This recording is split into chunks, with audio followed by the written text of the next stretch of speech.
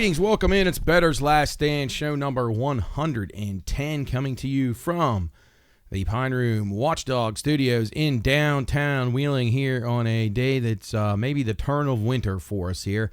About an hour ago, it was nice, about 65, pretty, slightly warm, feels pretty good for a fall day, and now it's like a cyclone going on out there. As I come into the studio, it's raining. The leaves are swirling around like tornadoes, just violence in the air, and that's what I like to see. So anyway, we're on our way to winter, hopefully a little bit better fall coming up here in the next few days, but it's going to get chilly, maybe some weather in the forecast. We talked about it on the radio show the other day about the potential weather that we could be having this weekend. I don't think we're going to get anything, but some people just love to get excited about that stuff. Nonetheless, let me remind you right now, high school football is back on the Watchdog this weekend. We have two games for you on Friday night, both 7 o'clock kickoffs. WatchdogNetwork.com is where you're going to want to find them. On WKKX, it'll be Nichols County, the number 12 seed in West Virginia Class AA, against Wheeling Central, the number 5 seed in West Virginia Class AA. That will be over at Bishop Schmidt Field. And then also, 7 o'clock kick over at Wheeling Island Stadium. It will be number 13 Musselman on the road at number 4 Wheeling Park. That is Quad A action. That'll be on WVLY and WatchdogNetwork.com. Football Friday, kicking off. Jill's and Gumby's the sponsor there. I believe we'll be in the studio because of weather again. So, nonetheless, we're back at it after a little bit of a delay there. No football action last week, but we're back in action. We got football all 3 days. UCF at WVU 3:30 on Saturday. I believe that the pregame is like 12:30. I believe 12:30, 1 o'clock pregame there. You can hear that on WKKX, WVOY, and then of course the Browns hosted the Steelers on Thursday. So. To be determined, the result of that one. All right, let's get down to business here. It wasn't a great week for us. We did card a couple of season-long winners. We had a winner come in with LSU under their win total. They have now clinched where they cannot win. Let's see, what did we get them? We had them under 9. They've got 6 wins. They got 2 games left. So they cannot eclipse their win total, so that's a winner for us. And the Cincinnati Bengals continue to prove lucrative for us, as we seem to be the only people that go against them on a regular basis, as they are now locked into not hitting their 10.5. I have an alternate bet on them at under 9.5 too. That one still could happen if they ran the table, which I don't expect to happen. So winner there, winner with LSU under, and Rutgers over their total. The Rutgers Scarlet Knights with back-to-back wins, and they are now 6-4. So 3 winners there. That made us go up 6 units for the week. We were 8-8 in college football. Just cannot seem to turn the corner there. NFL 7-6, CFL 1-1. We also had a future winner with Toronto. We gave that one out here. That was the only team we thought made any sense other than Winnipeg or Montreal, and it worked out perfectly for us. Toronto gets the job done. The game gets away late, though, for the under. Thought that was going to be a dead under. Toronto was in the game and controlling the game the entire time. Points galore late in the game. Pretty good game, actually. Toronto wins the game outright, catching a 9.5, so we had that one.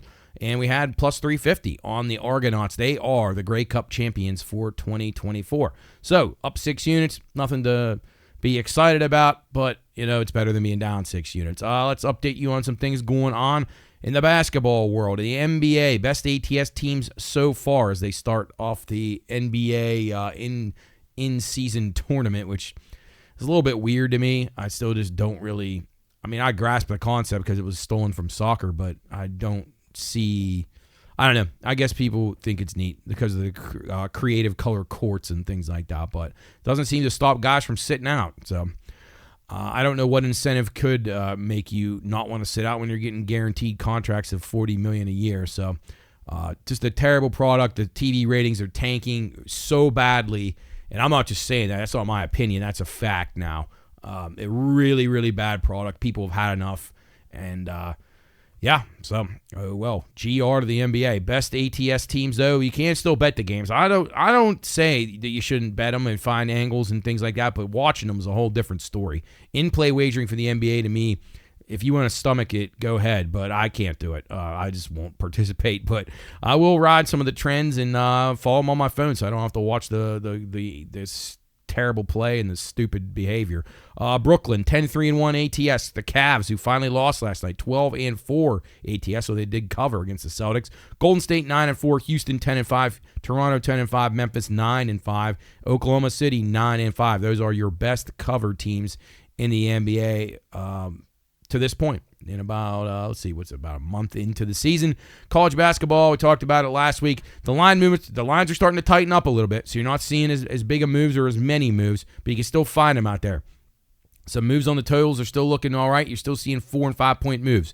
Not nearly as many as you have. So take advantage of it while it still lasts. You got a few more weeks before we start getting into conference games. You're going to have some of these tournaments coming up, these holiday tournaments, which you can see some serious line movement in those. But the guys are tightening the lines up a little bit as expected. When you get more data, you can make the lines a little bit better. That is for sure.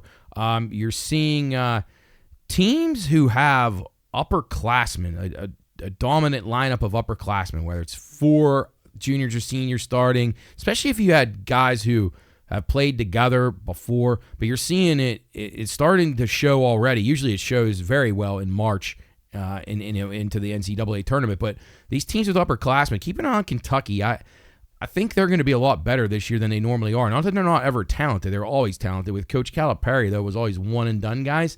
You're seeing Mark Pope, the former Wildcat himself, bringing in guys, transfers of upperclassmen and trying to get them to mesh together. They're very good. Watched them a couple of times already. They seem to have some potential. So I'm not saying they're a national championship contender or anything. It's a little bit early to start gauging out who you think can win, but you put them up against a team like Duke, who has what Kentucky usually has, all a bunch of young guys. I just don't know how good Duke will be. They're talented. They're going to have some really good games, and they're going to have some really bad ones. So Kentucky, Kansas, a little bit more experience on these teams. I think Kansas, off of a very bad year last year, would be a team to reckon with in the Big 12. So we'll talk plenty more about that. Once football starts winding down, we'll start zeroing in on maybe some conference champions and some things like that on the college basketball scene. All right, skipping over to racing. We still got a little bit of racing left here in the kitty. We got 3 races left in the F1 circuit. They're at Las Vegas this week, and this is exciting. It's the second time they've been in the Las Vegas street course. Now, I know everybody in Vegas hates it because it messes up traffic, and it's just a big undertaking. So we've been off for a few weeks. The last time that we were in action, if you remember, it was Max Verstappen getting back into victory lane down in Brazil. He got the job done in his Red Bull car. Oracle Red Bull led 27 laps, was victorious. George Russell ran solid. He was, I believe he led 28 laps, and he finished 4th. Esteban Ocon and Pierre Gasly. Yes, those names you probably don't hear very much on here, unless it's to maybe try a top 10. The Alpines run 2 and 3, but it was rain. It was a lot of chaos down there in Brazil, and Verstappen got back to victory lane. So this week, or the top of the podium, as they say in F1. He and Lando Norris, co-favorites at plus 225 in Las Vegas. Now, Max won this race last year in the inaugural race. He led 29 laps. Charles Leclerc, the Ferrari driver, was second. And Sergio Perez, who's had just a dismal year for Red Bull, and he's going to get fired, led 8 laps. He won't be a contender, I don't believe. Esteban Ocon, who ran well last time we were in action, he ran 4th here, actually. So maybe the Alpines, an Alpine top 10 could be worth a sniff here. The McLarens did not run very well, but interestingly enough, Oscar Piastri, who finished 10th in the race last year, did have the fastest lap. So I would expect that the McLarens pick it up a little bit. I think Piastri at plus $12.80, $13. I think he might be worth a little bit of a look here. And I do expect the Ferraris to bounce back. They didn't have a great run in Brazil. Their usual mechanical issues from time to time that they have. But I think Charles Leclerc and Carlos Sainz are both live at their prices. I believe Sainz right now is at plus about $6. So he's about a $6 price right now. Leclerc around 3-1. So I think the Ferraris make a little bit of sense. I'm going to check out the first round of practice tomorrow.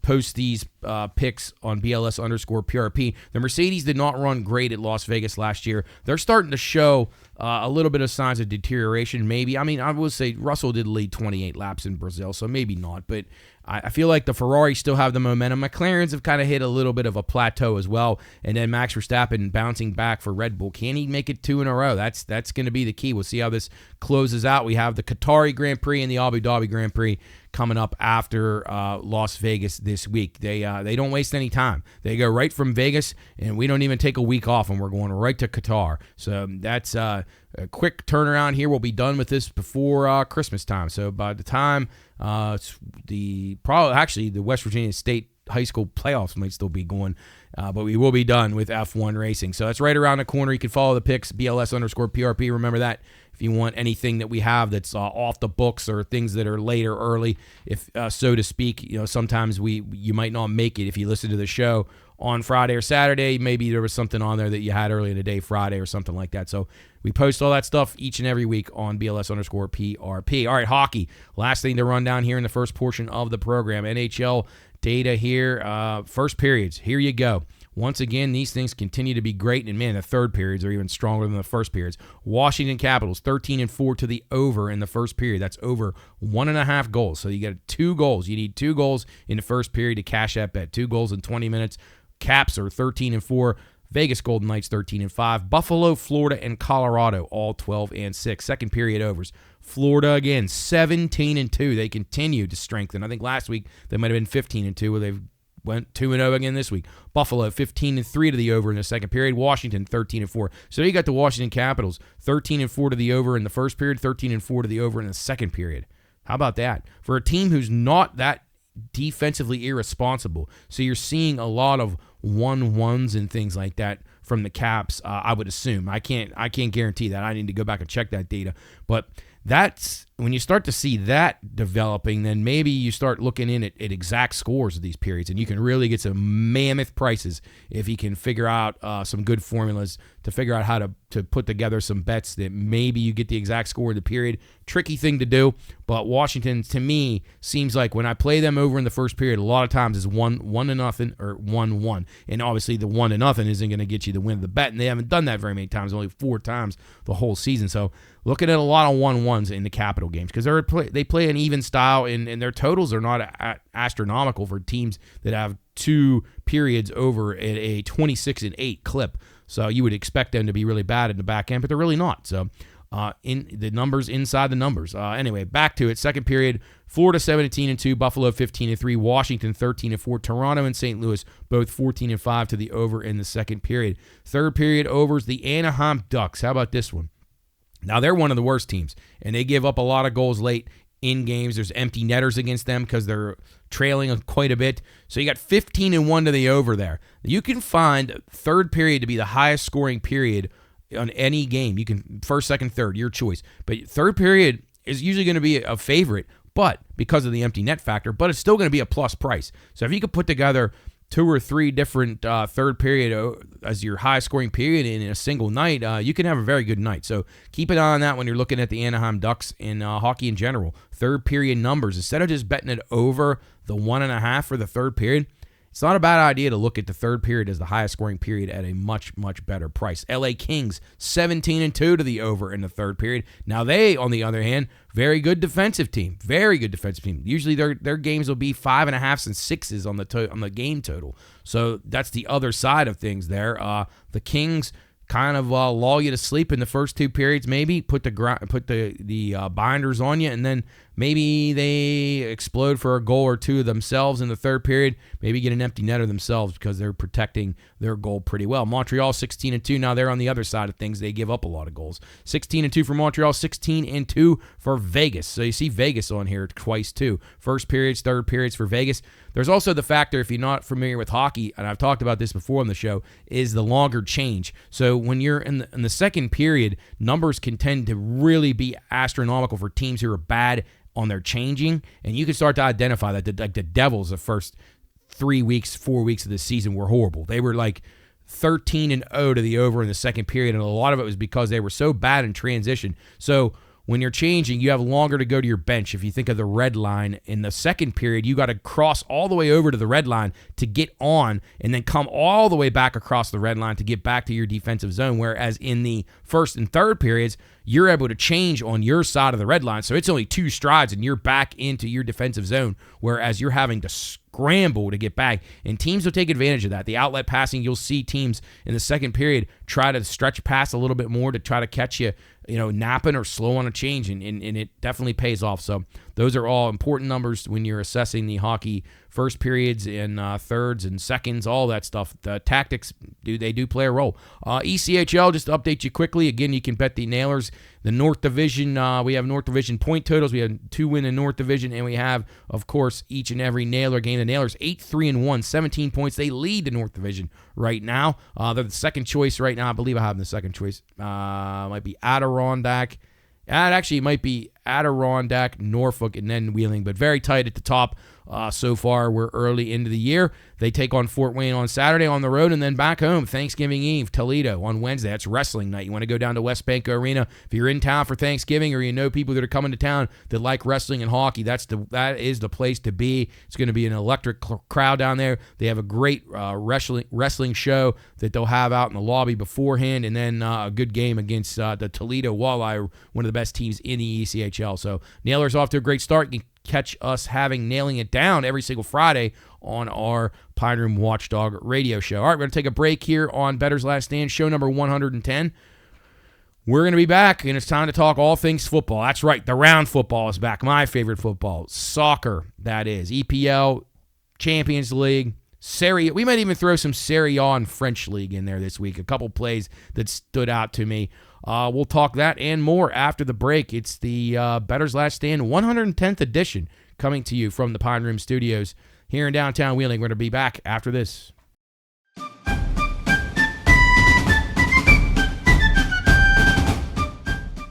Reminder, this show is for informational and entertainment purposes only.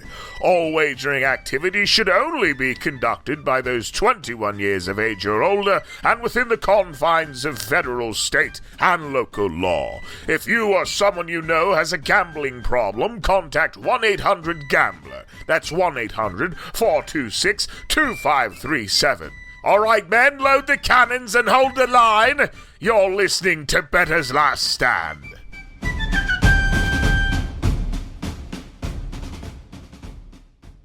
All right, welcome in. It's Bettor's Last Stand, show number 110, coming to you from the Pine Room Watchdog Studios in downtown Wheeling, getting you ready for high school football action in West Virginia here on a Friday night. That's right, we are back at it after a week off, an unforeseen week off. We got 2 games for you on Watchdog Network tonight. It's Nichols County, the 12 seed in Class AA, taking on Wheeling Central, the number 5 seed over at Bishop Schmidt Field. That will be on WKKX and Watchdog Network at 7 o'clock, and also at 7 o'clock from Wheeling Island Stadium, it will be the number 13 Musselman-Appleman on the road at the Wheeling Park Patriots. That one, Park the 4 seed, that one on WVLY and WatchdogNetwork.com. That's a rematch of a game that we had for you earlier this year when Park went over to Musselman, took care of business pretty easily. That will probably happen again on Friday night, but it's good to have the playoffs back. We'll have the pregame show coming up after this, get you caught up on everything that's going on in the high school football stratosphere after a week away. We have Ohio results. We got a couple teams in action in Ohio tonight, Steubenville and St. Clairsville, both still trying to keep their seasons going. Tomorrow, it's UCF at WVU, 3:30 kick. I believe the pregame's at 12:30 here on the Watchdog Network. You can hear that one, WVLY, WKKX, and, of course, WatchdogNetwork.com. And then the Browns, they played the Steelers last night, so nothing to really recap there. Okay, so let's get down to it. Again, this is a Football Friday presentation by Gumby's and Jill's Gentlemen's Club. Thanks to them. We've been indoors for the last couple of weeks since the weather started to turn.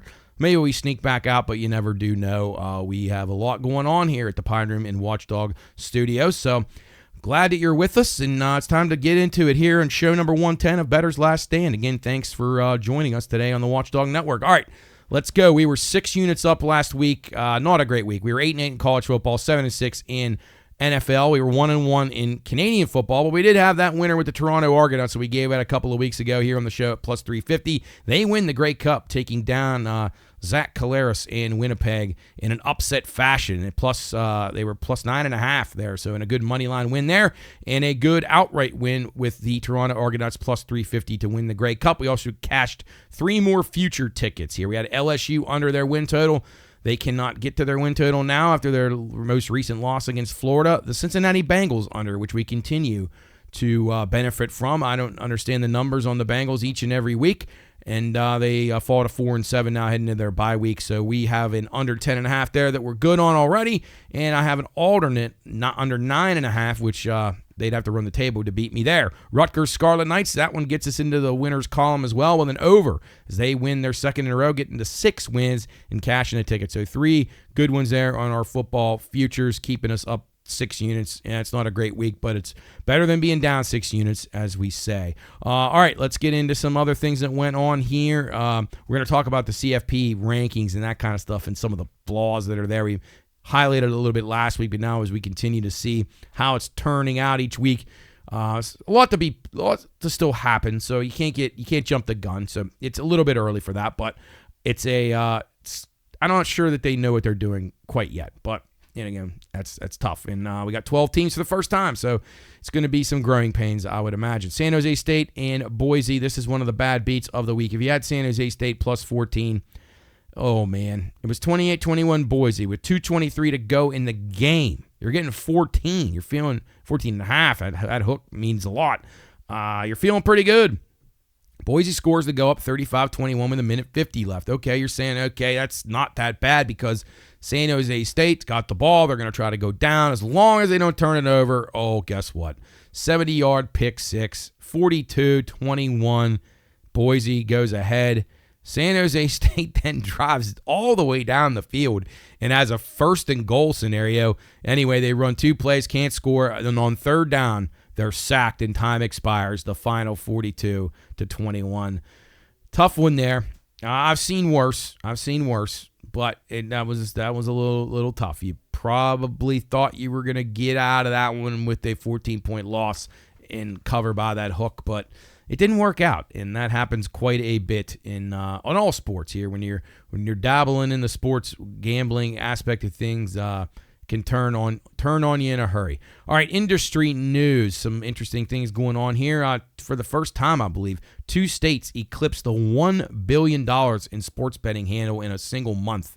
New York, $2.33 billion, and now New Jersey up into the billionaires section at $1.13 billion.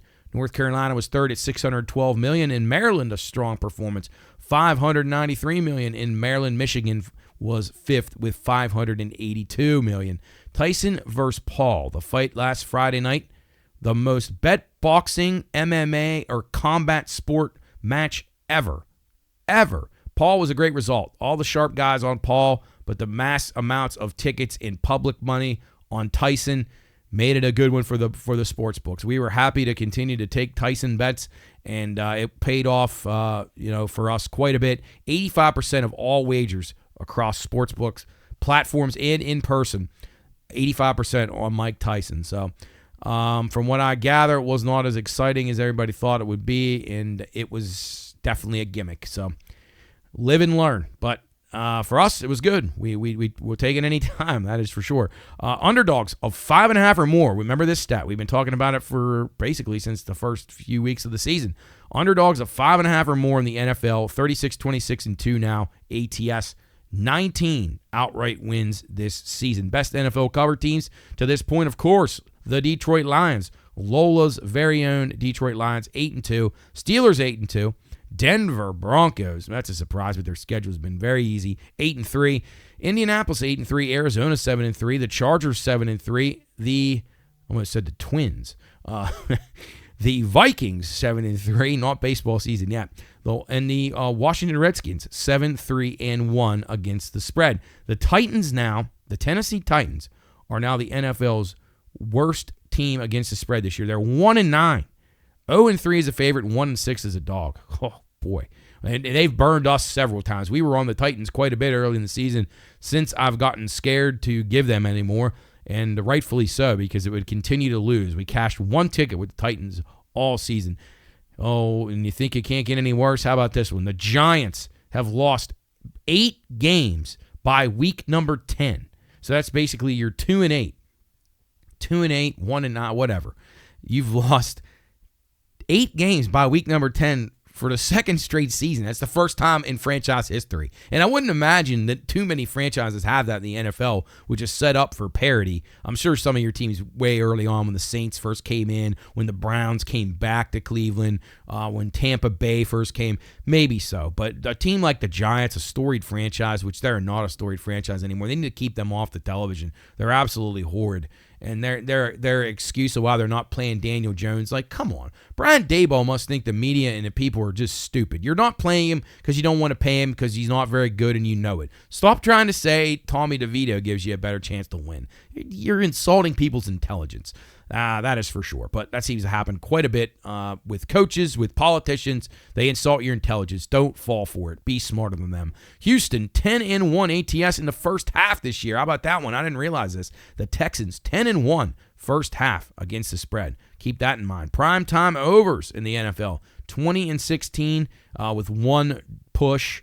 So not incredibly stacked either way there, so slight advantage to the overs. NFL favorites on the season, slight advantage here, 83, 78, and 3 ATS on the year. If you play some of those dogs and even adjusted numbers, you're probably getting a better price. So I bet the dogs, if you marked it out on a unit per unit basis, if you didn't just have straight 110 on everything, the dogs, you'd probably be a little bit of an advantage if you're a dog player. I bet, listen to this one, a better at Hard Rock Casino. I bet $1 million on the Texans, an alternate line. The Houston Texans on Monday Night Football. Now, they were a big favorite in the game against Dallas. Well, this guy bet them for $1 million plus 4.5. He was betting $1 million to win $117,000. To me, that just seems ridiculous. We've seen the NFL. I know Dallas is bad, but things happen all the time that are strange. Guys get hurt, and Houston really hasn't played that well. So, anyway, that guy lucky to squeak that one out. But then again, if you got $1 million to throw around like that, you're probably not going to be hurting if you lost it. But $1 million to win $117K, that's 1 to 10 basically. You don't want to bet that. It doesn't make any sense.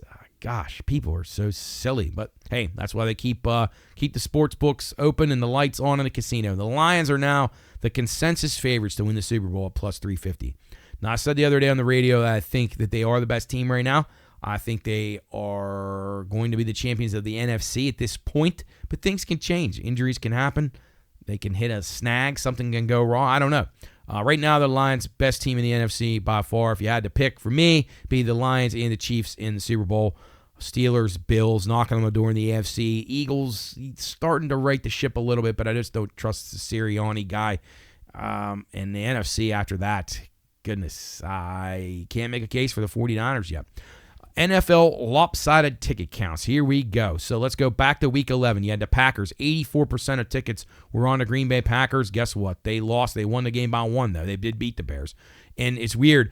At the time of last week's show, it hadn't happened yet, so I couldn't get the word out. But if I was able to have taped this show on Sunday morning and got it out to you listeners, I would have said bet a lot on the Bears. Take the Bears plus the points. Take them on the alt line plus 3.5. Money was coming in on the Packers like you wouldn't believe. People were betting the Packers like they already had to score in the next day's paper. And it usually when that happens, my staff is telling me, my God, I know the bet number for the Packers off by heart, and it's like Wednesday, and then it continues to build.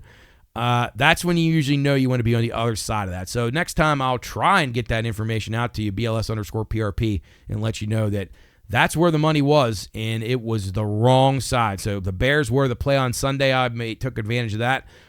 So did several other people, I'm sure, as you saw that starting to come in across the books across the country when the data started coming out that people were just cutting line to bet the Packers. So Packers fail at minus 5.5, do win the game, though. 83% on Houston, minus 7.5. They did cover that. We just talked about that one. Guy gets his $1 million bet back and $117,000 as a bonus. 79% on the Lions. That one I said last week, I can't lay 14 in an NFL game. Well, the Lions are making me rethink that a little bit. They crush Jacksonville by, they could have scored 70 probably. They scored 52 again. So they cover easily. Minnesota, 79% on Minnesota, minus 6. They get the cover late, but that wasn't easy. Cincinnati, 73% on them. I'm sick of saying it. What are we doing with the Bengals and the lines? The lines are just wrong. San Diego let them, or L.A. let them off the hook too. That game shouldn't even have been close. Burrow, stat compiler, that's what he is. So remember that. Go back and do some research on it. He's a stat compiler. That's what he is. He doesn't manage the game correctly to get his team to be able to win, and his team is very bad, and he is to blame for that. And if he didn't have Jamar Chase, he would probably be pumping gas down on National Road. 70% on the Indianapolis Colts plus the 4. They do get the job done there in upset fashion. I didn't expect that one. Anthony Richardson, once in a while, he'll have an okay game. Week 12 lopsided tickets. Here we go. 86% on the Lions again. 7.5 is the number.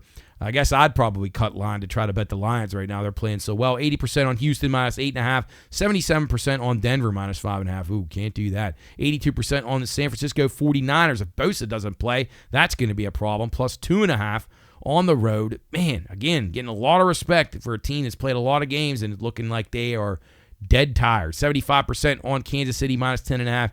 KC can win these games. They will. They'll beat Carolina, but, they don't even care about covering, so wouldn't recommend that one either.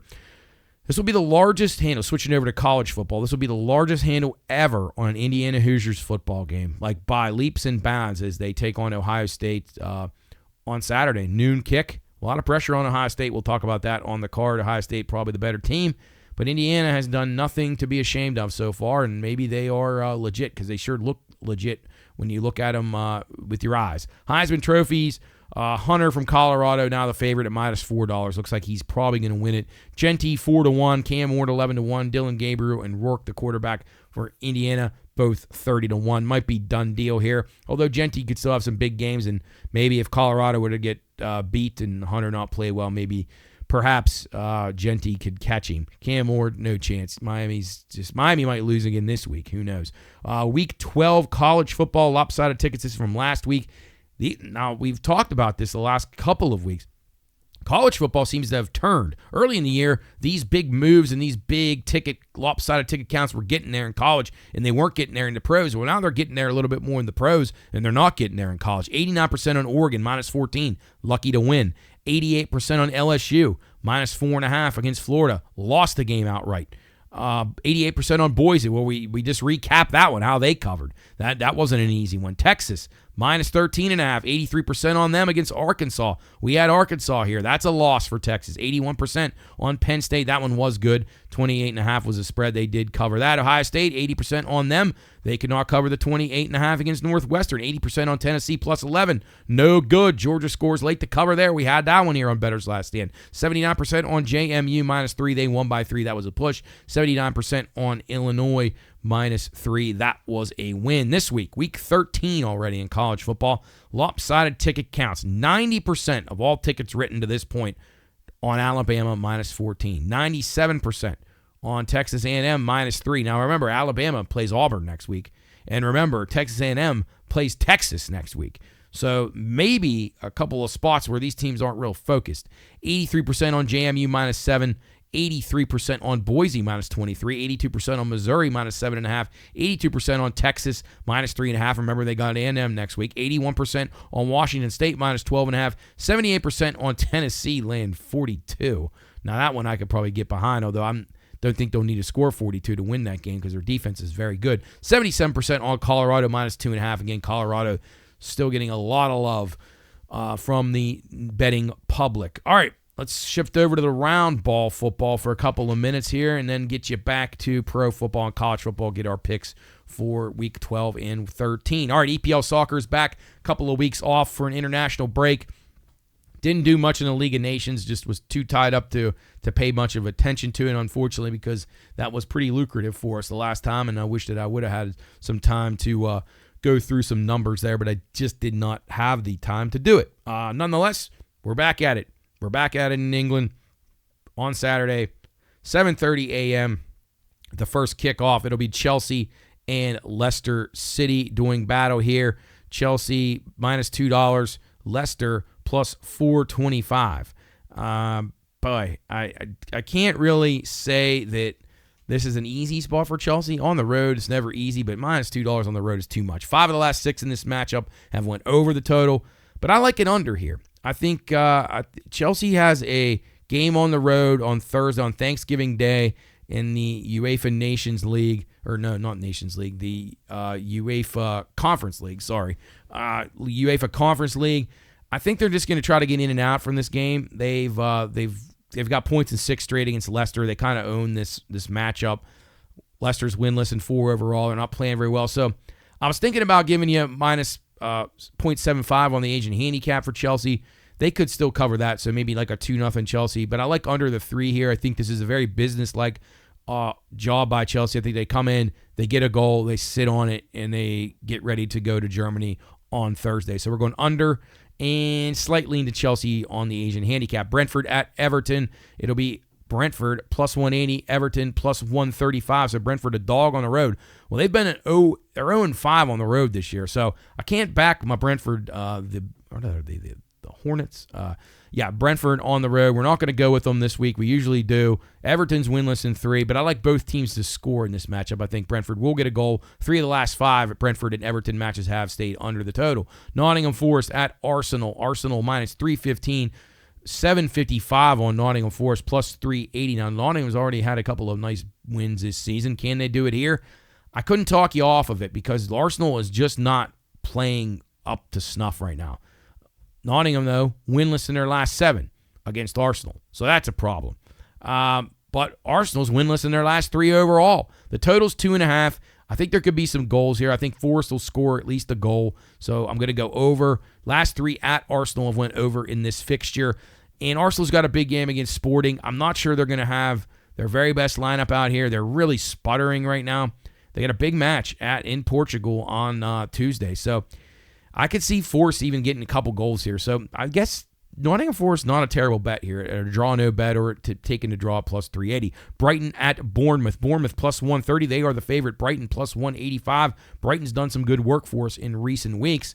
And they're off a nice win against Manchester City, in which we had them at a nice plus price. I do like Bournemouth in this match, though. I like Bournemouth on a draw no bet, maybe. They're plus 130 on the money line if you can do, or the 3-way money line. If you can do the draw no bet, at least you won't lose if they draw. The home team has won 5 of 6 in this meeting, and I like both teams to score in this game. So I think there'll be at least a goal each, and I like Bournemouth slightly against Brighton at home. Brighton off a very big win prior to the international break. Crystal Palace at Aston Villa. Aston Villa minus 175, plus 420 on Palace, plus $3 on the draw.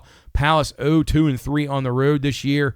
Aston Villa, though, winless in 5. They're struggling badly. I like this game over a little bit. I think that 4 of the last 5 went over here. I think that there's going to be some goals. Palace has picked it up a little bit offensively. I like their attack. Villa, they've given up a lot of bad goals lately, so we're going to go over the 2.5 in this game. And Aston Villa's got a big match against Juventus on Wednesday. Really big match, which we'll talk about here in a moment on our Champions League side of things. But I'm not convinced that Aston Villa is going to be able to keep Crystal Palace off the score sheet, so we're going to go over the 2.5 there in what should be a pretty decent game. Maybe Villa gets the job done, snaps that 5-game winning streak, but they're going to have to play a little bit better as Palace is picking it up. Wolves at Fulham. Fulham minus 160. That's a large price, but Wolves have been terrible this year. Plus 375 on Wolves, plus 290 on the draw. I like both teams to score here. Wolves 0-2-3 on the road, so I don't have much faith there. The last 2 meetings have went over between these 2 squads, and Fulham on a 2-game winning streak. I'm not wild about Fulham. I'd even lean Wolves slightly in this match, but we're going to go with both teams to score in that one. Spurs and Manchester City. I said it last week. Manchester City had lost 3 in a row. Well, Manchester City's now lost 4 in a row, as we were the benefactors of that one, as Brighton gets the job done prior to the international break. Tottenham also winless in 2 overall. Man, something's got to give here. Something has to give. Manchester City hosts Feyenoord on Tuesday. I don't know what kind of lineup Pep Guardiola is going to put out here. 3 of the last 5 have went under in this series. Tottenham has not played well. They've looked very off. They got some inter-team turmoil. They got a player suspended for making a comment about his own teammate. So it's pretty some ugly stuff going on there, and I can't say I'm upset about it because Tottenham I despise, but I like the game under 3.5, a little bit high there. I think City and Tottenham both come out there and really play tight and feel each other out for a while. I think maybe 1 goal wins this, maybe 1-1 draw, but we're going under 3.5 in that one. Sunday, Liverpool at Southampton. Liverpool minus 370, that's actually pretty cheap. 775 on Southampton, plus 455 on the draw. Of course, we have Southampton to be relegated. Liverpool is at the top of the league. They're at the top of the Champions League. They are playing the best of anybody in Europe right now. I think a Liverpool money line in total over the 3 together. I don't recommend parlays very often, but in that case, I think it goes as a very good correlated parlay you can get. I like that. I think Liverpool rolls in this game. They're in absolute top form. They've gotten results in 13 straight matches, meaning they either drew or won, and they predominantly won most of those. I think they've won 11 of them, maybe drew 2. So Liverpool and over, I think, makes a lot of sense in that matchup against Southampton, a very bad Southampton team. And then it's Ipswich at Manchester United. Manchester United around a 160 favorite here. Ipswich plus 425. I think Ipswich will get a goal here. They've been seeming to get on the score sheet. BTTS will be where I'm going there. I also think Ipswich to score over a goal, a half a goal, which means they score 1. You cash it a plus price. I think that's a good bet as well. 2.5 is the total. We lean to the over there. These teams haven't met since 1994. I'm sorry, they've met since 1994. Ipswich hasn't beaten Manchester United since 1994. So a long time now. They haven't been in the same league all the time. So they haven't played every single year. And Manchester United, maybe one eye on their Thursday contest against Bodo Glimt out of Norway. Potentially, Ipswich could be a little tricky here. So that's why I like Ipswich. That's why I like both teams to score in that one. And that is our EPL breakdown for the week here on Bettor's Last Stand, show number 109, getting you ready for high school football action here on the Watchdog Network tonight. It'll be Wheeling Park hosting Musselman over at Wheeling Island Stadium, 7 o'clock. You can hear that one on WVLY and on watchdognetwork.com, and also on watchdognetwork.com and on WKKX. Number 12, Nichols County at number 5, Wheeling Central over at Bishop Schmidt Field. We'll be doing the pregame for that and getting out to the crews on each game. Nice to have the West Virginia high school football back, and it's nice to have the Champions League back. We'll have some Champions League action Tuesday, Wednesday, and then the Europa League on Thursday. So give you something to follow during your Thanksgiving week. It's always a tough week because you don't know, the sporting calendar's a little bit weird, and you're looking for stuff during the day. Maybe you took some days off, and you're spending time around the house or whatever. Yeah. Take a look at some of these soccer matches. They're right on during the day. You can find them at noon our time and 3 o'clock our time are the 2 time slots. Let's start at the top. Real Madrid, a Wednesday match against Liverpool. They're on the road at Liverpool. So this is going to be a tricky spot. I like the game over the total. Both these teams, exceptionally good. Real Madrid, the defending champions of the Champions League, they haven't played quite as well as you would like to have seen them. They've lost 2 matches already. They got 2 wins. Liverpool is the top class. They're 4-0. They're 10-1 goal differential. They're dominating everybody. I like goals at Anfield. Real Madrid, Vinicius Jr., if they're healthy with Mbappe, they'll put a couple goals in. But I think it'll be a really good clash, maybe potentially a clash in the knockout stage, a little preview of that. A Tuesday match. It'll be Sporting. They are number 2 in the table so far, and they are 17 games unbeaten. They're playing great football out of Portugal.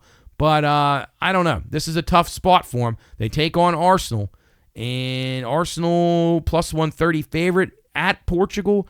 I'm going to go with Sporting here, plus 185. I hate the Portuguese teams. They drive me insane. I never can figure them out. Benfica, Porto, Sporting, I'm always wrong on them. So maybe that means play Arsenal. Maybe that's why Arsenal is favored in this match. But I'm going to take a shot. Portugal, Sporting at home in Lisbon. I think they get the job done, plus 185. We're going to take a stab that they can keep it on these struggling Gunners and get a result there. Wednesday match, that's a Tuesday match there, Sporting and Arsenal. A Wednesday match, the number 3 team in the table, it's Monaco. They'll take on Benfica, another one of our Portuguese friends. I like Benfica here. No, I'm sorry. I like Monaco. I'm sorry. I had Benfica circle, but my bet is actually on Monaco. So I like Monaco at home. They're plus 120. Like I say, I don't trust these Portuguese teams when they leave Portugal. And it's even hard to trust them when they're in Portugal. So I'm going with Monaco. They've played very well. They got a couple results for us earlier. They're 3-1. They got a 10-4 goal differential. We'll take Monaco at home against Benfica on Wednesday. Another Wednesday match, Borussia Dortmund. They're at Dynamo Zagreb. Now, I was looking through Zagreb's fixtures, the teams that they've played and the goals that they've scored, and they haven't really played strong, class of teams. They're 2-1-1. They're being outscored 12-10. So that tells you they're at a pretty good spot in the table, but they haven't played really anybody. Borussia Dortmund hit a little bit of a lull here. They haven't played very well. We'll see if they're freshened up after the break. I like them. You're getting them at minus 130 here. It's a very cheap price. They're the much better team. And though they're on the road, Zagreb, a beautiful place to go this time of year. They may enjoy it. I like Borussia Dortmund to win this match. I think they really look like a team that could come into form. They take on Freiburg. They do have a tough match, though, on the weekend, so I'm a little bit worried. If they don't get too worn out in that match, I think they roll against Zagreb. So take Borussia Dortmund on the money line on Wednesday. A Tuesday match, Atalanta at BSC Young Boys. This is a Tuesday match. I like Atalanta in this game to win by over a goal, so we're going to go with the 0.75 on the Asian handicap. You can get that around minus 120 or so. You even want to take it up to minus 1.25 and get a plus price, go for it. I think Atalanta, who's been very good defensively, they have a 5-0 goal advantage so far. Now, they've played 4 matches, and they've outscored their teams 5-0. So very, very, very tight at the back. We had an under with them the last round of games, and that cashed for us. So we're going to go with Atalanta to probably shut out BSC Young Boys on the road. Manchester City, a Tuesday match. They take on Feyenoord, as I talked about earlier. City surrendering a lot of goals right now. They got a lot of problems defensively at the back with Stones and Walker and some of these guys banged up, not playing up to snuff. They're not having as much of the ball with De Bruyne and Rodri out. So I think they could be had a little bit in the back. So we'll go with both teams to score. Feyenoord, the Dutch side, against Manchester City, who's struggling quite a bit. Juventus, a Wednesday match at Aston Villa. We hit on this earlier. I think there's some value there. Juventus has picked it up a little bit. They started the season off very, very rocky. They're playing better football now. I'm going to take them plus $2 to take on a very, very poor form Aston Villa. So we'll go with Juventus on the road at plus $2. A Wednesday match, Celtic at Bruges. Actually, Celtic hosts Bruges. We're going to go with both teams to score. Bruges has impressed me. They're actually... let's see. Celtic's goal differential is 9-9, so they've scored 9 and they've given up 9. Bruges surrendered 6, scored 3. But Bruges has played okay. I think their form has been they've had some bad luck. It's been a little bit not up to what they've actually played. The level they've played has been better than their results, is how I'll say it. So we're going to go with Bruges to score a goal here and Celtic to score a goal. So both teams to score, and Celtic and Bruges on Wednesday. We talked about Dynamo Zagreb already. Tuesday match, Bayern Munich and PSG. Maybe the match of the entire Champions League so far. Oh, I guess Liverpool and Real Madrid might also have that. So Bayern Munich versus PSG. This is at Bayern Munich. The last 3 of these two, the last 3 times these two have met, they went under. So I like under 3.5 here. Not solely from that, but just by the way the teams have played. Bayern Munich does not play the free-flowing style that they once did. PSG also adapting to life without Kylian Mbappe. So things are a little bit different, winning some lower-scoring matches. So we're going under on Tuesday between Bayern Munich and PSG. We hit on Feyenoord already. Atletico Madrid, a Tuesday match. They are minus 150 at Sparta Prague. Now, Sparta Prague, one of the bottom feeders here. They've given up 8. They scored 5. They have just 2 points so far. They're just not very good. And I think Atletico is starting to say, boy, we got to kick it into gear here. We're 23rd in the table for a team that's normally in the knockout stage every single year. So I like Atletico to play with a little bit of urgency here at Sparta. And Prague, a nice place to go visit this time of year, but probably not the most difficult place to play, especially when you're the more talented team. So we're going with Atletico, minus 150 on the road on the money line there. Wednesday match, Girona. They'll be at Sturm Graz. Girona needs to go. They're 29th in the table right now. Been outscored by 4. I like them here. Plus 115 on the road. Sturm Graz has just been a team that, to me, is just way overmatched. They've scored 1 goal so far in 4 matches. So I think that Girona, who scored 4 goals, are just going to be better than them. You're getting a plus price on the road. I think Girona gets the job done in the Champions League on Wednesday for that one. And then our final match in the Champions League, it will be, let's see, what do I got? Oh, I missed the game. I forgot to write down who Red Star Belgrade played. Red Star Belgrade is the team that we're going with. Let me see if I have it here somewhere else. I don't think I do. I don't think I wrote it down correctly. But so I'm going with Red Star Belgrade in a draw no bet scenario at home. So keep an eye out for them. You can also see them listed under a strange alias name. So look that up before, and I'll put it I'll put it in the BLS_PRP when I recap all these. And then going back to domestic leagues real quickly, we usually don't give out a whole lot of Serie A and French League One plays, but I thought it was worth looking at here. AC Milan and Juventus. AC Milan has a trip to Bratislava, and on Tuesday in the Champions League. It's a good haul. And Juventus, of course, comes over to play Aston Villa. So I like this match under 2.5 on Saturday in Serie A between AC Milan and Juventus. I think they're just going to want to get out of there. Both teams play low scoring anyway, and it's a kind of a domestic rivalry game. So we'll say under 2.5 there. If you find a 3, that'd be even better. But I like under in Milan and Juventus on Saturday at 12 o'clock. And then a Friday game, PSG at Toulouse. Actually, they're home against Toulouse. Of course, we talked about them playing Bayern Munich, a huge game. It's going to be very important to both them and Bayern for their future here in the Champions League. I like both teams to score in the PSG-Toulouse match. Toulouse not terrible, and I think PSG will have one eye on Bayern Munich, which could make them a little susceptible. So we'll go with both teams to score at about -125 PSG and Toulouse on Friday in France League number 1. All right, let's keep it rolling here on Bettor's Last Stand, show number 110. We're time to get over to the pigskin football. That's what everybody likes to talk about this time of year. And we will indulge you here now as we roll along, getting you ready for high school football action here on a Football Friday, presented by Gumby's and Jill's Gentlemen's Club. Also, be sure to stop over and see our friends at the Brownie House. Yes, brownies.com. Visit there today. Use the promo code PINEROOM for 20% off your order. Get some stuff ready for your Christmas parties, your Thanksgiving party. You still got time. If you order those things, I'll guarantee you they'll be here by Thanksgiving if you don't live in Alaska or Washington State.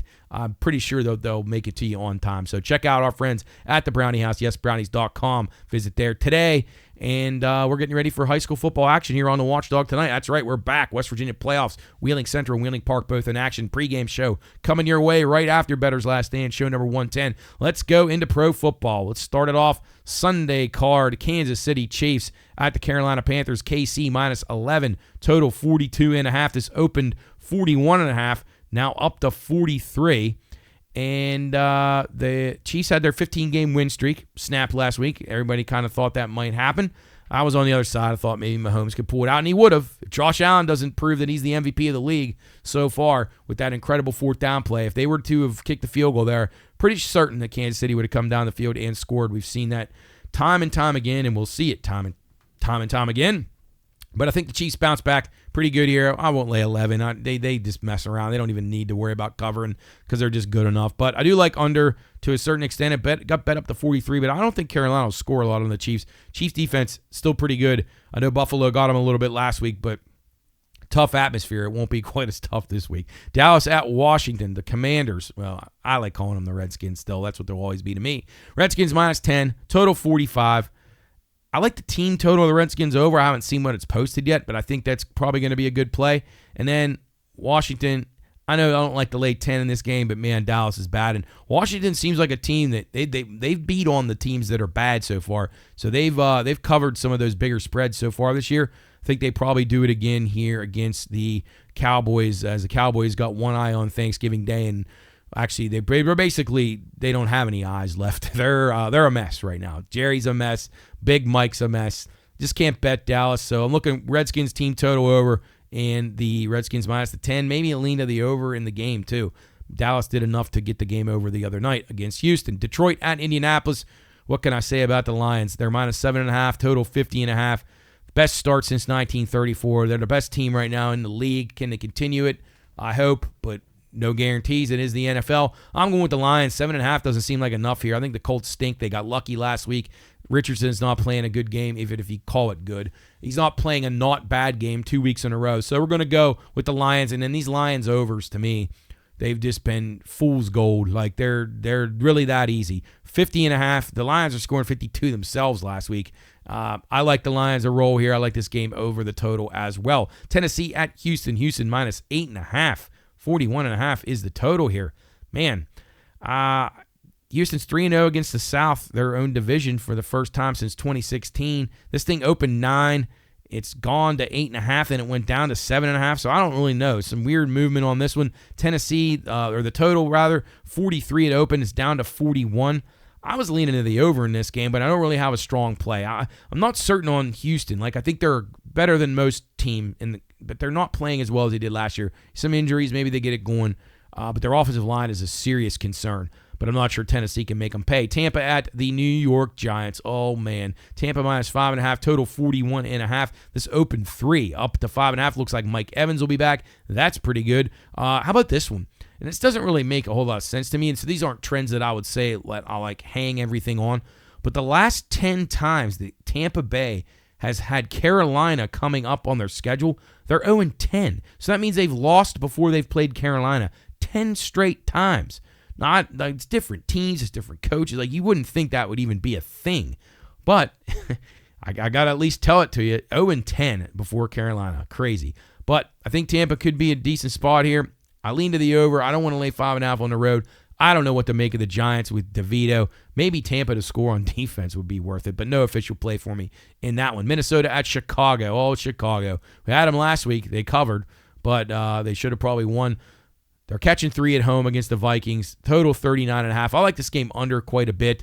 I think the Viking defense is going to be a big problem for Caleb Williams. Last 3 in the series have been under, and the Vikings have won 3 straight on the road. So maybe it all adds up for the Vikings. I was going to lean Bears in the game because I know the Bears are going to come up with a decent performance, but Brian Flores and the Vikings defense, man, I can't take a shot with the Bears with him. Going to go under the 39, though. I feel very good about that one. New England and Miami. They're at Miami. Miami minus 7, the total 46.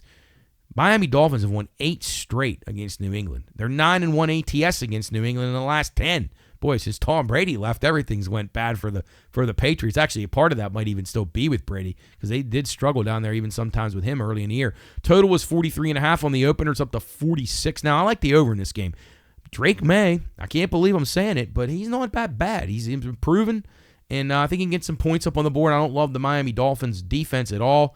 I think their offense is starting to click a little, so we'll go over 46.5 Dolphins and Patriots. Denver at the Raiders. Denver minus 5.5 on the road. I can't believe it. 41 is the total here. It's open 3. It's up to 5.5 now. People are all over the Broncos.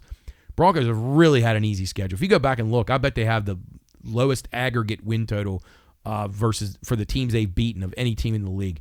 Las Vegas Raiders, they're really bad. They can't seem to get out of their own way. Dameon Pierce is just boy. He's gotten in over his head, I think. But, man, 5.5 at home in a division game. Oh, man, I don't know. They've covered their last 8 at home against Denver. Something's got to give here. I lean Raiders, but I can't recommend it as an official play because they're just so bad. Arizona at Seattle. This is a pick'em game. 47.5 the total. I saw some ones out there for Seattle. I like this matchup for Arizona. I think they run it well. Seattle's had trouble with the run. Seattle off a big win against the 49ers. Arizona off a bye week. This is one of those spot plays in the NFL where the spot for the Cardinals says a lot more about, or like says the spot is right for them versus the spot for Seattle. Now, if the weather's bad, could be a problem, but we're going Cardinals on the road to get the win against the Seahawks. San Francisco at Green Bay. This one, another one. Struggling with this. This NFC West is giving me some issues, but we were high on all 3 of those teams other than the 49ers. We have win total bets on all of them. Green Bay minus 2.5 at home, opened 1. 47.5 is the total. Now, if Bosa doesn't play for the 49ers, that concerns me, and I probably can't play him. But I like him in the spot. Green Bay off of an emotional win that they shouldn't have had. Jordan Love's still not playing well. Brock Purdy's got a bad shoulder. McCaffrey's been iffy. Deebo Samuel looks like he's an old man. The 49ers are a tired team. I thought maybe this would be a spot they could sneak up on the Packers, but now without Bosa, oh man, that worries me quite a bit. Their pass rush needed him. They couldn't get stops last week without him when he came off the field. If he plays, I'm in on the 49ers. I'm going to give him one last chance. If he doesn't, maybe under. Maybe under's the way to go in this game. Or maybe you think the Packers because it's they're going to just get whatever they want without Bosa in there, maybe. Philadelphia at the Rams. It'll be Philadelphia minus 3 on the road, a total 49. They've beaten the Rams the last 3 on the road, but I like the game under the total, 49. I think this is a tight game. I think both teams feeling each other out. They both have some good strength on strength here. Philly secondary's really picked it up. Some of their young guys really playing well. So we're going to go under 49 in Philly and the Rams. Baltimore at the Chargers on Monday night. Baltimore minus 3 on the road, total 50.5. Baltimore 15-2 off of division road games. So bad performance last week. I expect them to pick it up. I like this game over. I think both Harbaugh coaches will be ready to go here, coaching against each other. The total 48 up to 50.5. Obviously, some other people like the over too. If it gets too crazy, it probably can't do it. But I think this will be a good test. Chargers right on that outside cusp of teams that could contend in the AFC. So we're going to look at Raven team total and the over in that game. Ravens should be able to bounce back, although the Chargers defense is very, very good. So maybe it's not as easy as I think. All right, and then Thanksgiving, we're not going to have a show, a Bettor's Last Stand show next week during the Thanksgiving week. I will be out of town, but going to at least give you a little rundown of what to expect on Thanksgiving. The Lions right now 10.5 against the Bears. The total 48.5. I would probably lay that with the Lions. I can't believe I'm saying it, but the Bears in that place on Thanksgiving Day, I don't think that's going to turn out well for them. I also think that the Lions defense could be ferocious that day. Maybe a Lions defensive score. And then you got the Giants at the Cowboys. What a terrible game. Dallas -2.5, 39.5 is the total. I don't know when the Dallas played in a good game on Thanksgiving Day. It's been years. I feel like Michael Irvin still played. My boy Kevin Williams. Dallas 2. I can't recommend either one of these teams. I probably lean Giants. I probably lean under in this game, but I'll have these up BLS_PRP what I'm going to do on Thanksgiving Day. And then the final game, the nightcap, Green Bay -3.5, total 47.5. And the way I look at this game, if Green Bay is to lose to San Francisco, I'm going to be on Green Bay. And if they are to beat San Francisco, I'm probably going to be on the Dolphins because I expect the Dolphins to probably beat the Patriots even if they don't cover. So I like to play teams off of the high because if you're not very good, you can't stay up for long. So potentially this game, to me, could be an under as well, 47.5. I think Green Bay at home defensively, they're good enough to be able to stymie the Dolphins a little bit, and you might have some weather. So keep an eye on that. And again, I'll have these posted at BLS_PRP, the Thanksgiving Day breakdown, and anything else that I do on Thanksgiving weekend we'll have up there. All right, time to talk some college football now. Now the playoffs are nearly upon us. We got a couple weeks left. We got rivalry week next week, which doesn't seem to mean quite as much.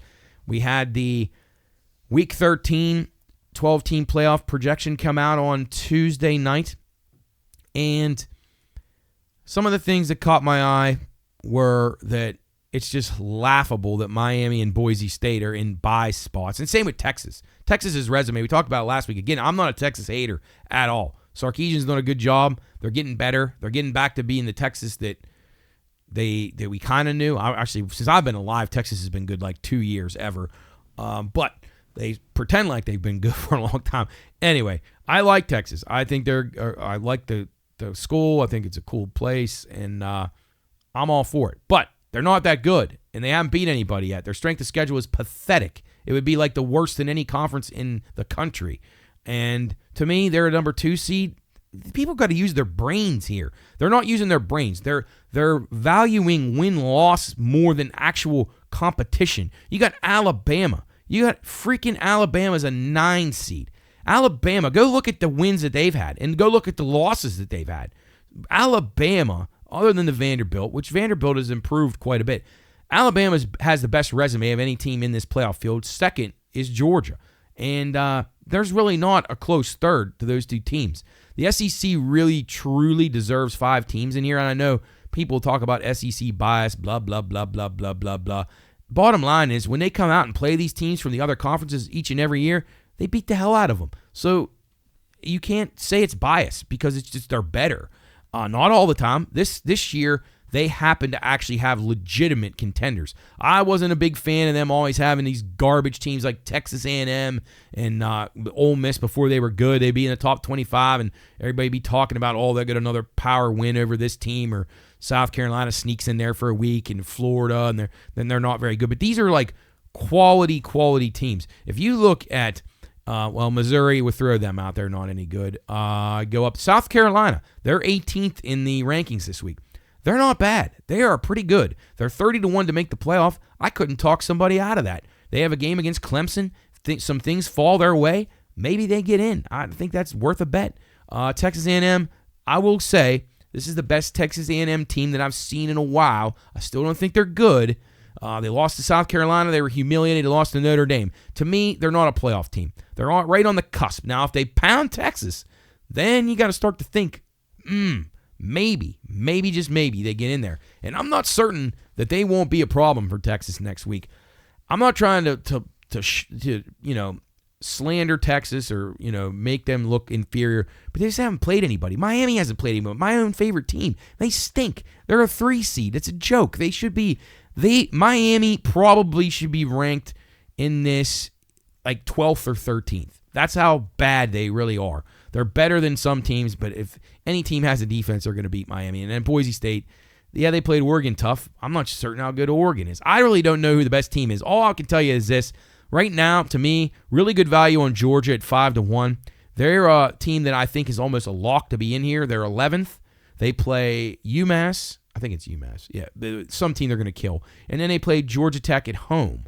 Georgia Tech's okay, but Georgia should never lose to them. I think they're set. And right now, they're projected to play Penn State, who is the 6th.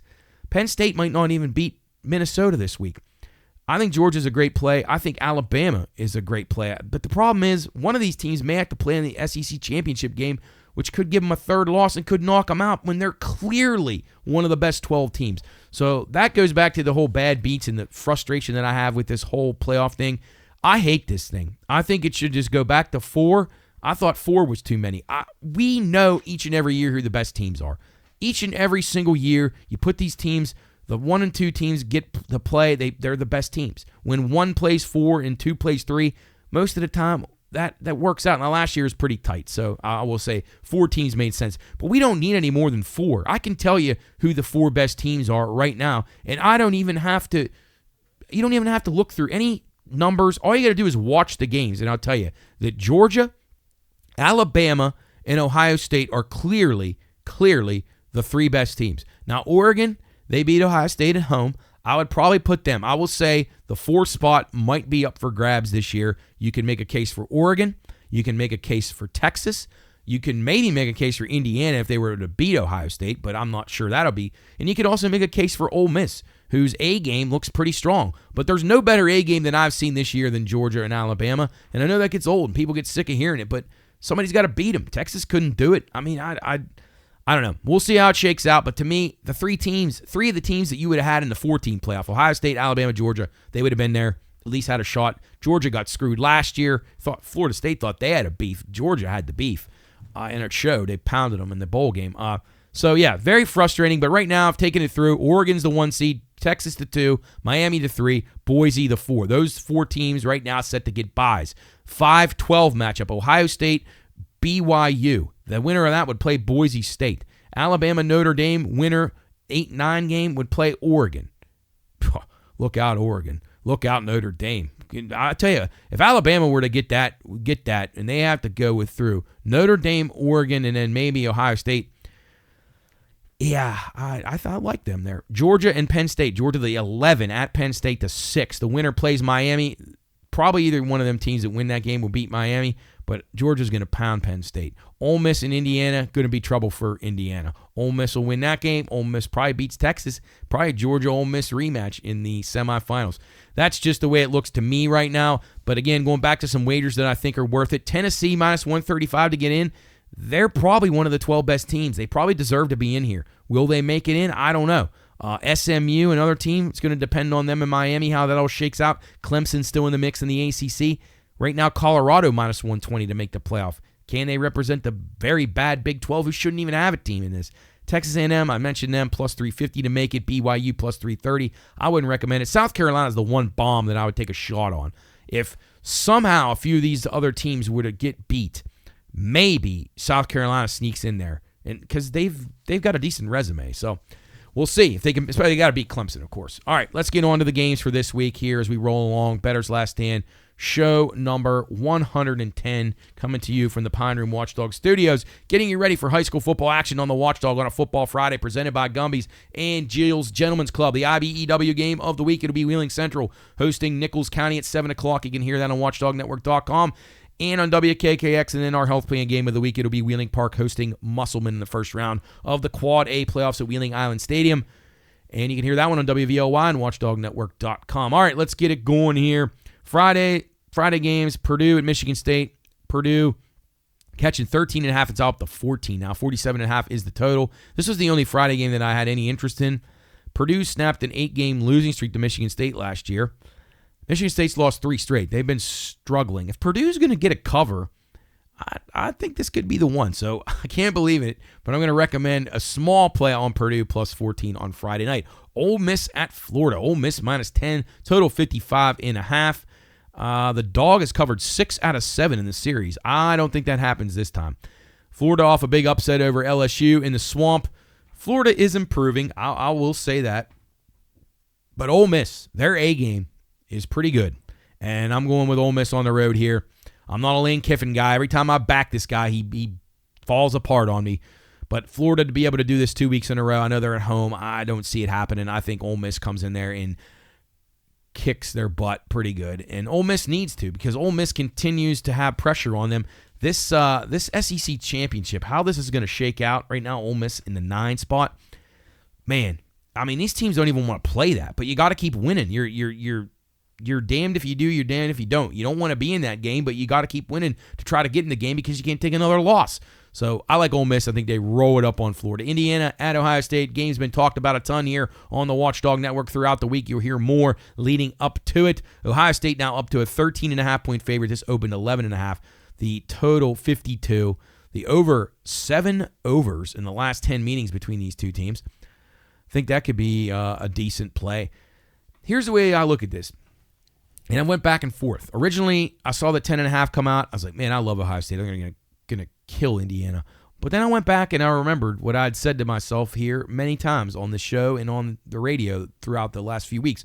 I've watched Indiana play a few times, and they are pretty good. And I know they got a lot of small school transfers and stuff, and they probably have nobody the caliber of Ohio State. But something about them, they have a collectiveness, a team unity that I don't see from some of the other big teams, including Ohio State. Ohio State has struggled in the first half in a lot of games. I think Indiana could maybe be real, but I don't know. I can't recommend anything here. I'm leaning to the under in this game. I think it'll be a really tightly played game. Ohio State knows if they lose this game, I think they're probably out of the playoff. But who knows? They are a big brand, so maybe they still sneak in. But Indiana, to me, if they keep this close, they're probably in the playoffs. So a lot on the line here. I think this is a tight game. I like the under 52. But if I had to roll the dice right now, my gut feeling says Indiana might be for real here.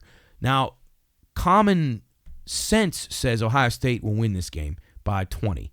But my gut feeling says Indiana. So do with that as you choose. SMU at Virginia. It'll be SMU minus 9.5 to total 58. SMU got a scare at home last week. Of course, they didn't do us any favors. We had them. They didn't do a very good job, but I like this game over. Virginia can move the ball a little bit. SMU gave up some big plays last week. I think they might again this week. We'll go over 58. Mustangs and Cavs at noon on Saturday. Wake Forest at Miami. Miami minus 24. 65 the total. Miami humiliated by Georgia Tech 2 weeks ago. Just an awful performance. I like over a little bit in this game. Miami defense can't stop anybody. Wouldn't surprise me if they lost, but Wake Forest is really bad. North Carolina on the road at BC, another noon kick in the ACC. North Carolina's won 3 straight. They're minus 3 on the road. That's up from a minus 1 on the open for Carolina. They're now up to 3. BC, tough loss at SMU last week. I think BC could be a little sneaky here, just a little bit. I don't love BC by any means, but I think that they could be a little bit sneaky. I lost my pen, but nonetheless, I don't need my pen. I lean BC in that game. Connecticut at Syracuse. Syracuse minus 10.5. The total 54.5. And this is a weird one. Connecticut hasn't played a road game since September the 12th. So that could be a problem. Carrier Dome never easy. Connecticut's played pretty well at home, so I don't know. I might take the points. I've not been impressed with this new coach of Syracuse. I know they wanted to get rid of Babers, but this guy, he worries me a little bit. Iowa at Maryland. Maryland catching 6.5 at home against Iowa. 45.5 is the total. Iowa lost at UCLA 2 weeks ago. We had the Bruins there. Bruins have been a strong cover team for us. Maryland's lost 3 straight. They got Penn State up next. If they don't win this, they might not win again. Small lean to Maryland catching the touchdown at home. Illinois at Rutgers. Rutgers red hot. Get us over our win total. Cash a ticket for us here on Bettor's Last Stand. Scarlet Knights catching 1 at home to Illinois. Total 48. And the last 2 games for Illinois, they've been under on the road, so I like under here. I think Illinois seems to play a little bit more conservative style on the road, so we're going to go under. I know Rutgers will play conservative. We'll go under 48 there in Scarlet Knights and Illini. Moving it down to UMass in Georgia. 42 is the number here, 55. Georgia names the score here. Probably would lean to the over. Think they'll try to get their offense clicking and get some good momentum heading into Georgia Tech and the playoff. UTEP at Tennessee. Tennessee minus 42. Total 52.5. I like this game under. I don't think UTEP will cross midfield in this game. Tennessee defense is very strong. I think they keep it very low scoring, win this game like 43-0, maybe 43-3, 41-3, something like that. Even 43-7 would keep it under. All right, moving on down. Our next game, Arizona TCU. TCU minus 12, total 59.5. These Big 12 games are really, really hard for me. Arizona, all right, last week they showed up. Will they show up this week, catching 12 on the road? 12's a lot to lay. I lean TCU in the game, but probably would go towards the over in that contest. Another Big 12 matchup. Two teams hard to figure. Colorado playing well, 2.5-point favorite on the road. Total 59.5. Kansas off the big win. Upset of BYU. Colorado knows they got to win to make the playoff. I think D1 has them ready. I lean Buffalo's in this matchup, and they probably, if you get it less than 3, I think that's a good number. BYU off a bad loss. Arizona State, they've won 3 straight. They're laying 3 at home. Can BYU bounce back? Probably so, but don't love anything here. I'd lean Cougars. I just hope that they're not so demoralized that they just quit. Although they're still in the playoff rankings, so they probably will be remotivated and try to get a win here at the Sun Devils on Saturday afternoon. Texas Tech at Oklahoma State. Talk about a team that's packed it in. The Oklahoma State Cowboys catching 3.5 at home. 67.5 is the total. I like Texas Tech here. I think they go in there and smash Oklahoma State. Oklahoma State, the wheels completely fell off, and there's no finding them for Gundy. He's on to next season. It's over for the Cowboys. UCF at the West Virginia Mountaineers. UCF, Gus Malzahn, a 3-point road favorite. The total 63.5. It's open UCF 1. It's up to 3. What is up with West Virginia? They can't win games at home. They're 2-4. One of the wins is Albany. I lean Mountaineers here. I don't trust Gus Malzahn at all. I think Neil Brown's the better coach. I know people throw things at the radio when I say that, but I don't know. I'm not as down on Neil Brown as everybody else, but I can't play West Virginia under anymore. Their defense flat out stinks. They gave up a boatload of points last week to Baylor. Probably lean to the over 63.5. This could be whoever has the ball last kind of game. Wisconsin at Nebraska. Nebraska minus 2.5. The total 42.5. Wisconsin's won 10 straight in this matchup. Well, that's not happening anymore. It stops there. Nebraska will win this game. I like the Huskers minus the 2.5. Matt Rule gets the job done over a team, Wisconsin, who's flirted with being okay, but they're just not very good for Luke Fickell. Penn State at Minnesota. Penn State minus 11.5 on the road. Total 45.5 in this game. So I've been a proponent of Penn State all year. I thought James Franklin's just an awful coach. I thought they played okay against Ohio State. Their red zone offense, their play calling was dreadful. This Tyler Warren, I think his name's Tyler Warren, the tight end, 44, this guy might be the best player in college football. If you haven't seen him play yet, please watch. He is incredible. He does everything. He runs out of the backfield. He's thrown passes. He's caught passes. He's impossible to cover. And why they don't make him the focal point of their offense, I'll never understand. If they were to have thrown the ball to him 4 times or let him run the ball 2 times and threw to him the 2 times they were on the goal line against Ohio State, they would have won that game. Mark my words, they would have won that game. If anybody could talk some sense into James Franklin, he's got a sleeping giant here. Penn State could be a problem for people in that playoff if they get there. But I don't know. This game right here would worry me a ton if I'm a Penn State fan. I like Minnesota and P.J. Fleck here catching 12 at home. The last 5 of the last 7 in the matchup have went over. I like the over as well. So we're going over 45.5. Penn State offense to me is still pretty good, and I like the Golden Gophers to score some points here too. I think they've been pretty strong at home. So I'm going with Fleck and the boys to cover that number. Not sure they'll win, but it wouldn't surprise me if they beat Penn State. Northwestern at Michigan. Michigan minus 11, a total 37. 7 of the last 10 under here. I'm going right to the under. Michigan's won 7 straight in the series. Northwestern gave a valiant effort last week, but they just don't have enough. We'll go with the under, the 37 at Michigan, and as they host Northwestern. Stanford at Cal. Oh, these are 2 teams fighting it out for win total bets for us, so too bad they both can't win here. Cal minus 14, total 54.5. Cal's won the last 3 in the series. I think they bounced back after a terrible performance last week. Stanford with the upset at our expense. So it helped our win total bet, but it hurt our bets last week. Louisville, horrible performance. Stanford, I don't think they have anything for Cal. Cal wins this one big, minus the 14. Kentucky at Texas. Texas minus 20.5, total 47. A&M on deck for Texas. Kentucky has not beaten a FBS team since September. Look at their schedule. It's embarrassing. They've completely packed it in since they beat Ole Miss. I like over in this game. I think Texas offense gets clicking, and I think they get ready for A&M. I think they run up the score as much as they can. I don't know if they'll cover. I would worry about a back door, but I like over the 47. Pitt at Louisville. Louisville minus 8, total 57.5. Both teams coming off of devastating losses. Louisville had no business losing as a 3-touchdown favorite. Pitt had the game won, had the game lost. Had the game won, had the game lost. Pitt's really, really on a slippery slope here. I look for Louisville to come back here, bounce back hard, win this game by at least 2 touchdowns, minus the 8. And I like the game under 57.5. I think Pitt is in big, big trouble. They may not win again the rest of the season. Missouri at Mississippi State. Missouri minus 7.5, total 57. This is the last game of the year for Missouri. I think they want to go out with a bang. Mississippi State's been very, very bad at home and away. They're not very good. They got the Egg Bowl next week. They'll be putting all their eggs literally in that basket to try to take out Ole Miss and ruin their playoff hopes. I don't think they're even have any potential to do that, but they're going to think they do. So I think they overlook Missouri here. I think Missouri whacks them pretty good, minus the 7.5. Army at Notre Dame. This game is drawing a lot of interest. People, public side is Army, which would worry. I mean, the Navy was a public side too. Notre Dame minus 14.5. It actually dropped from 17.5 down to 14.5. So what's that tell you? People are going against the Irish here. So maybe a little bit of a concern there if you're an Irish fan, but I don't think so. I think they've kicked it in gear and they're beating up on all these bad teams. And, I'm not saying that Notre Dame's played a weak schedule, but it hasn't panned out to be as good as they thought it would be. Army's been better than people think, but they're still Army in today's modern football world. This game's at Yankee Stadium. I like the over 44.5. That's where I'm going to go. I would expect the Irish to take care of business, needing the win to keep in the playoffs as Northern Illinois continues to tumble in the MAC. Baylor at Houston. Baylor, where'd they come from all of a sudden? I was on them all year last year, and they didn't do anything.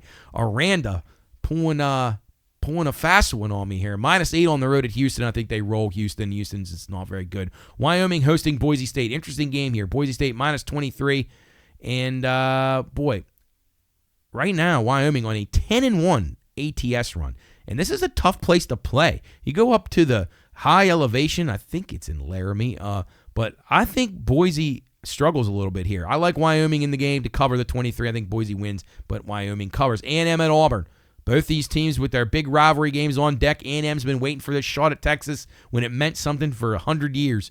A&M minus 2.5 on the line, or on the spread, 46.5 on the total. I'm going under here. I think both teams play pretty tight. Just want to get out of the game without any injuries, get ready to take on their rivals next week. Alabama at Oklahoma. Alabama minus 14.5, total 47.5. Oh, poor Sooners. Auburn on deck, of course, for Alabama. I don't think it really matters here. I think Alabama can just play backups and probably score 35 or 40 themselves here. Lean to the over, but probably play the Tide, even though it's definitely a look-ahead spot. Vanderbilt at LSU. LSU minus 7.5, total 53.5. LSU's program falling on hard times. Brian Kelly's having self-destructions. Will they bounce back here? I don't know. They look like a team who might have hit the skids for good. Maybe Vandy's tricky here at LSU. I don't know, though. Can they lose again in Death Valley? Can they lose to Vanderbilt? I don't know about that. But lean Vandy, no real play. Virginia Tech at Duke. Tech minus 3.5, total 47.5. Tech's lost 2 straight. I think they bounce back here and beat Duke by a touchdown on the road. Cincinnati at K-State. K-State minus 8.5, total 53. Cincinnati, they've come apart for us. They gave away that game early in the year to Pitt. They've lost 3 in a row. We should have a win total bet cashed on them already. They're making it really, really hard. It's the first meeting ever. Can they hang around? They were hanging around the game last week, and then I look up and they're getting buried. I'll keep going back to the well. Lean Cincinnati. USC at UCLA. USC minus 4.5 on the road. I don't understand this. 51.5 is a rivalry game. I don't understand how USC's laying points on the road. UCLA, I say it every week here, they've improved a bunch. Now, they didn't cover last week. They ended up letting it get away from them late against Washington, but they still battled in that game. They were in the game the whole time. I think they win this game outright against USC. USC is a broken mess. UCLA, much more momentum in their program right now than USC. So we're going with UCLA. Obviously, USC's got Notre Dame on deck too, if they're even in a position to ever look ahead. UCLA gets the job done, I think, late night, 10:30 on NBC, and that'll do it for our college card this week on Bettor's Last Stand. Show number 110. Again, high school football action coming your way right after this. We got the pregame show getting you ready for Wheeling Park and Musselman and Nichols County at Wheeling Central. Those two games, playoff action in West Virginia. We're back at it after a weird week in the WVSSAC. Finally figured it out, and we got games this week, so you can hear them right here. We'll be with Wheeling Park and Wheeling Central throughout their playoff runs. Hopefully they continue on for several weeks. That's going to do it for us here on Bettor's Last Stand, show number 110. Again, thanks to Gumby's and Jill's Gentlemen's Club for sponsoring our Watchdog Football Fridays once again, and thanks to our friends at the Brownie House. Check them out at yesbrownies.com. Today, Pine Room is the promo code you want for 20% off your order. All right, high school football's next here on the Watchdog, and enjoy the broadcast this evening. We'll have the halftime show for the Wheeling Park game as well, and keep you updated on all the scores from around West Virginia and our two local teams, St. Clairsville and Steubenville, in action in Ohio playoffs this evening as well. That'll do it for us here from the Watchdog studio. The Watchdog High School Football pregame show coming up next here on the Watchdog Network. Have a great weekend, everybody, and good luck in your wagers.